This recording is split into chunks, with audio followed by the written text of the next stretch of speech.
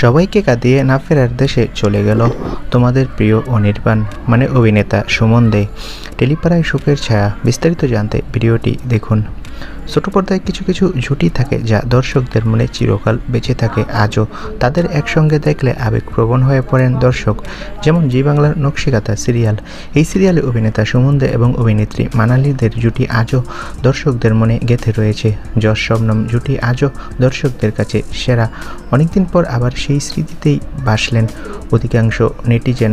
সম্প্রতি অভিনেতা সুমন দে আরাত্রিকা মাইতির সাথে অভিনয় করছে নতুন ধারাবাহিকে।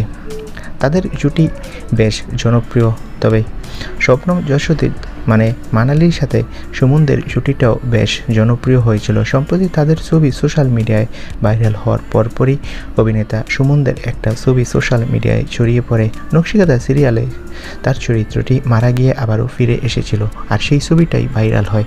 অনেকেই দাবি করে যে তোমাদের প্রিয় অনির্বাণ মানে অভিনেতা সুমন দে নাকি মারা গিয়েছে। টেলিপাড়ায় নাকি শোকের ছায়া নেমে এসেছে। বন্ধুরা, আমরা খোঁজ নিয়ে জানতে পারি অভিনেতা সুমন দে বাস্তবে সম্পূর্ণ সুস্থ রয়েছে।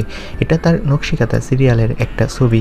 তোমরা কেউ এসব গুজবে কান দেবে না। তোমাদের কার কার অভিনেতা সুমন দের অভিনয় ভালো লাগে কমেন্ট করে জানাও, আর আমাদের চ্যানেলটি সাবস্ক্রাইব করে রাখো।